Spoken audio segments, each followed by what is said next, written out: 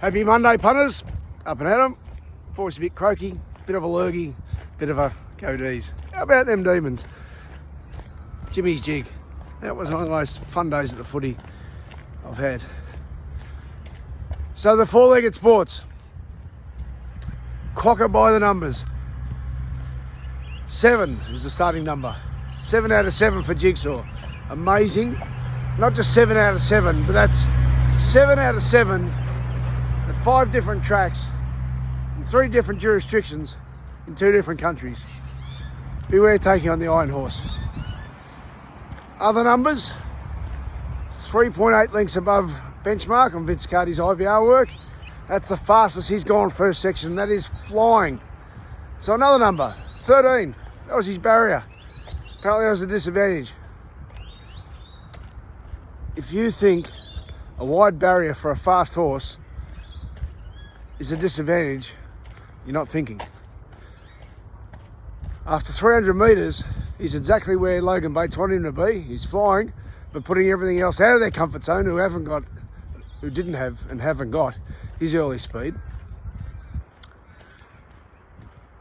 Yet from barrier 1, let's say, he would have had to been driven up to hold his position, then might have gone even faster and overdone it.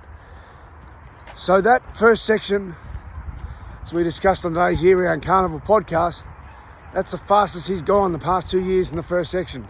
Flying. 2 other numbers, 53 and 3. That represents the 53rd best last 200 of the day for Jigsaw and the 3rd best last 200 of the day for Ray Magnerio.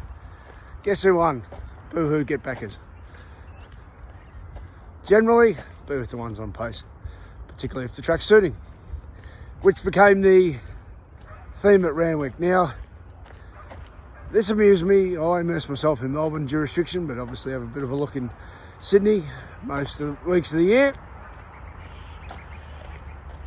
What would it tell you if when the rail's true, everyone wants to get to the middle of the track? When the rail's at 4 metres, everyone wants to get just off the fence, and when the rail is 7, everyone wants to be near the fence. It'd probably say that the rail moves, but the lanes don't. And that was the case on Saturday. Now, end of carnival, but if you want to ignore how Randwick should have played, and Randwick played how it should have played, it's not on the track manager. So, to the numbers there, I often say this since I worked with Vince, 12, 13 years, whatever it's been. What astonishes you when you look at the data is that the best jockeys ride to the numbers. They're not trying to, obviously, but they're just so good at being so efficient with their mounts. And Nash Trewiller on Beowulf, Jimmy's jig, prime example. So if you're looking at at a trend line, let's say, it was that. If you look at what every other horse had to do, it's that. So they're going fast, then they have to go even faster just to keep up. Whereas Nash, getting the right tempo with a speed horse in Beowulf, was just able to own it, and it was a masterclass. He had a great day. James McDonald didn't have a good day. Genuinely unlucky. Just wonder if, and it's a strong weakness. Reminds me of Damien Fleming's line about Lance Klusner in the semi-final. I said, just bowl it just outside off stump. That's his weakness, and he smashed into the boundary, and he said, it's a pretty strong weakness.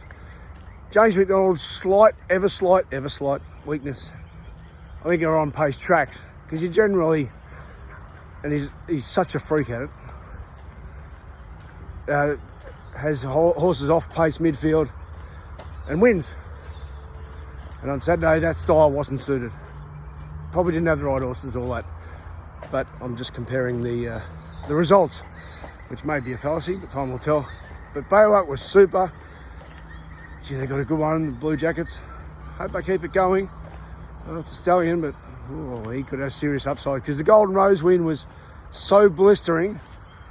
And really, this time in, he'd only shown his A game once, which was when second to Jolly Star, who of course then wins the TJ. And then he was thrown in against Autumn Glow at 1500 on a soft track. And that's why I liked him Saturday. So back to dry track. on pace day, and in the end he brought his AK and said National Wheeler. And then at Mornington, so a few of us have rightly cooked Caulfield for the way it's presented in its last 4 meetings.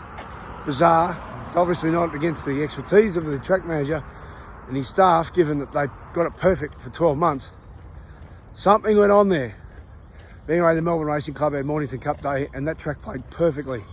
It's a bit of a unique track, but to serve that up on its big day, Jimmy's jig, hat tip. It was perfect. And this is what's so fascinating about the caper.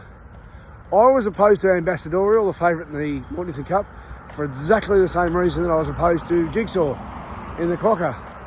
One wins, one gets thrashed. Well, it wasn't exactly the same reason, but so it's so deep into his prep. Is he going to go again, or could it be a flat run now? Of course, the difference with Jigsaw, he was sticking to his wheelhouse at 1200. Ambassadorial was going 2000, 2400, and his leading wins were in soft tempo 2000s. I thought they were going to fly in the 2400, and they did. So got that one right. Now the winner, Kings Valley, that's the power of the mid race, because also the second horse was pounding. We do a little horses to follow called Sizzlers.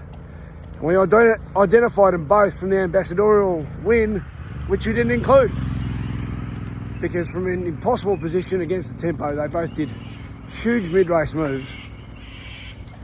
And then they were running 1-2 at Mornington in their cup. Both peaking Benzale Cup form, there you go. But they were both very, very good. A couple of other hidden runs throughout the day, and we discussed them on the Year Round Carnival podcast.